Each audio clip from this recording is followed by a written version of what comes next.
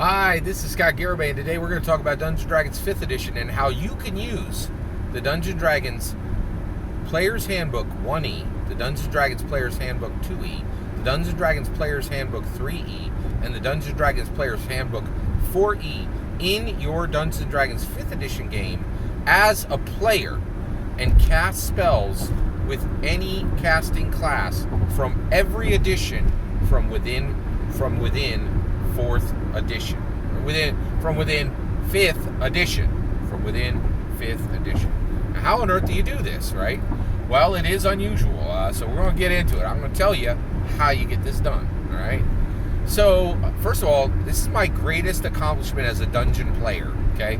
So I'm right now playing in a Dungeons & Dragons 5th edition game, and basically the way this happened was our campaign went to Strixhaven. Now, we're playing in Strixhaven before it's even available as a book, okay? So our player characters go to Strixhaven, and we come across, and we go to the Biblioplex, okay? And this is with my my turtle wizard, Beryl. My turtle wizard folk hero, Beryl, is his name.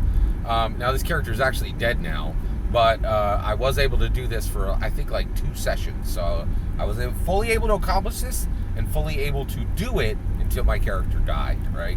But so, and if you're better at keeping your characters alive than me, you could do this for games and games and games.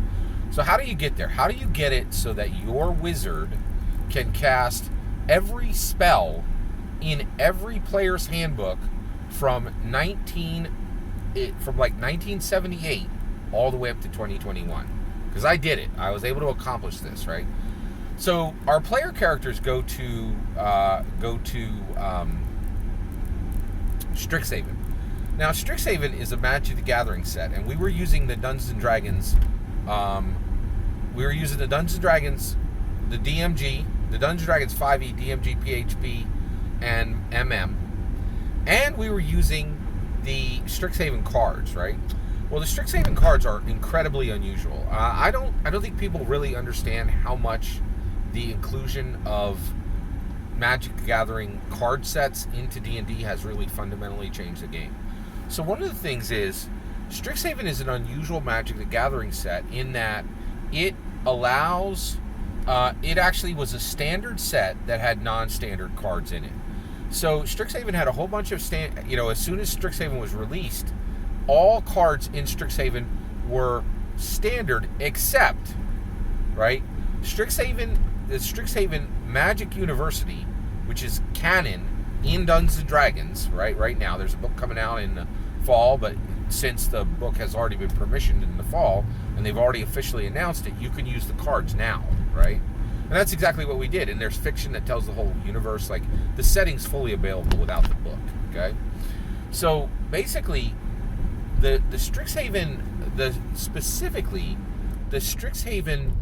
cards have archive spells that are in the Strixhaven Biblioplex. So these are spells that are in canon in the setting of Strixhaven. Strixhaven is in the Dungeons & Dragons world now, okay? It's part of the D&D canon setting collection, okay? And there's a card called Opt. It's a Strixhaven card called Opt, right?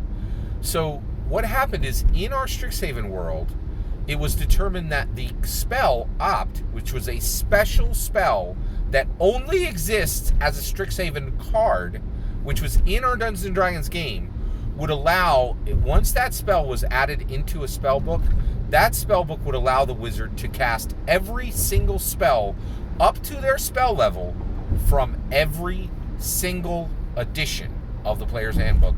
All spells in 1E, 2E, 3E, 4E, 5E are allowed to be cast by that wizard, okay? Now, the wizard is still fully bound by the number of spells they're allowed to cast per day. So you can't go. So if I have, like, I'm third. I had the ability to cast 3rd level spells, right? Because I was 5th level.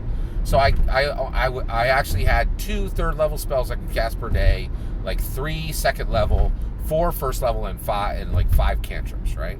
And so I can't go over those limits, but I can fill that but I can fill all those slots with any spell I want from first, second, or third level of the PHP 1E, 2E, 3E, 4E, 5E.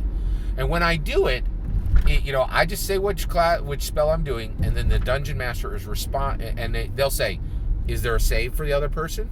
And across the board, it's, there's a little bit of like, you might have to convert this, you might have to convert that. The words are different, right? But it's the same. You're casting it. Does the target get a save? Do they not? How many points of damage does it do? Blah, blah, blah, blah, blah. All, and any skilled dungeon master can easily allow this. Now, I will say, right, you might have a problem with this in your games. The reason why this was allowed for me as a player character is my characters are narratively built. And so my ability to do damage and actually remain conscious is outrageously small next to every other player at the table, right? So one of the things is like, basically, it's like if you were like sending Rick Moranis in against like to fight Terry Crews, right? Like, that Rick Moranis is way behind, and maybe you can give Rick Moranis a hammer and it's still going to be fine. It'll be an equal match, right? Like Rick Moranis with a hammer is maybe a good match for Terry Crews, right? Like, so that's why my dungeon masters allowed this, right? And so they're like, yeah, fine. We're like, and so, I've cast 4th level spells and 5th level spells. I think I got a 2nd level spell in there, but I haven't gone to 3rd or 1st. And now I have to reestablish this thing for my next character, which I think I'll be able to do. But I'm so proud of this, right? Like, and I also want to say, this isn't homebrew, right? I really detest the term homebrew, right? Because so many people are like, oh, let's homebrew it, right? So here's the thing. Dungeons and Dragons, right in the DMG, says you are the dungeon master. You could change any rule in here. That's not homebrew. That's just playing the game exactly the way it was designed to be played, right? So we modified the rules to allow me, who has an incredible collection of PHP 1E, 2E, 3E, 4E, and 5E, to use all of those books in the game, right? And it was really like a dream come true, and I really can't thank my dungeon masters. We play in an omni-mastering game. Every player is also a dungeon master, and the dungeon master seat just switches each week. And so I just wanted to thank, my dungeon masters for allowing this. It's my greatest accomplishment as a dungeon player. I'm just so thrilled about the whole thing. You should do this in your game. So that's how you use the PHP 1E, 2E, 3E, 4E, 5E as a dungeon player in your Dungeons & Dragons 5th edition campaign today.